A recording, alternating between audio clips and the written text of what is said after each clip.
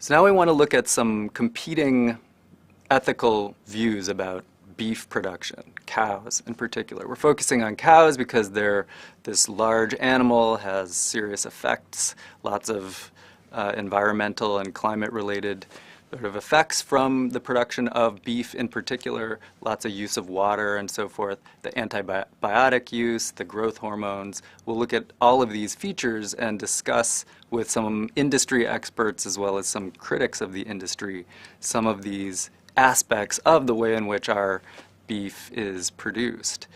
We want to frame it in terms of three main positions.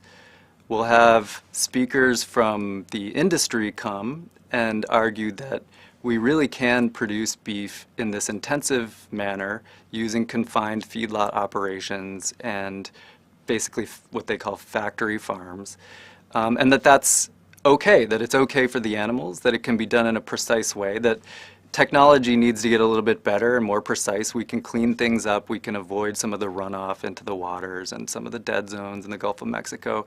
There are these things that are the result of industry practices now, but they can be fixed. We're also then going to look at sort of the other side, which is the absolute rejection of beef producing practices.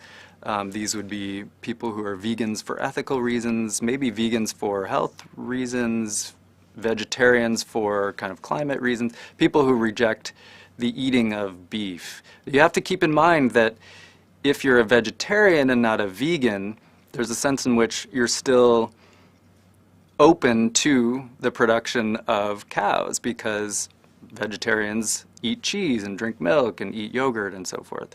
And so you're still supporting, by way of eating cheese and drinking milk, the beef industry as a whole. That's why some vegans want to go all the way and just say no beef products whatsoever. They don't want to support that industry. So we'll look at that set of positions and the critique of the industry that it represents.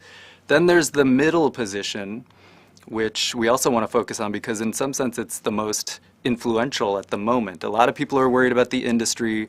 Most people are like, I'm not going to go vegan anytime soon, and most people aren't. And so there's got to be some middle position, something we can do that will help but won't be so extreme.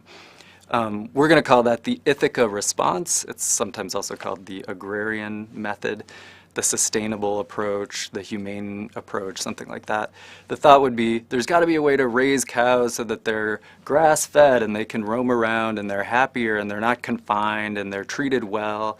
They're fed things that aren't full of chemicals and drugs and antibiotics and so forth. And yet, you know, they of course do have one bad day at the end of their lives. They have to go to the slaughterhouse. The government doesn't allow farmers to slaughter large animals like cows by themselves, so all cows and pigs have to go to an official USDA certified slaughterhouse. But the thought would be, well, they have one bad day at the end of their lives. Most of us will also have a couple of bad days at the end of our lives. They've had a good life up to now, and we've got this nice sustainable system in place that's supposed to help with some of the environmental and animal welfare problems that you see in the industry. So those are the three main positions we'll be looking at in the kind of beef discussion, and we'll see how proponents of each of the positions kind of argue for their views, raise objections to the competitors, and ultimately present what are ethical positions using some of our ethical framework. So you'll see utilitarian considerations, you'll see deontological considerations, you might see people talking about virtue. We'll look at some of the alternatives and then try to evaluate them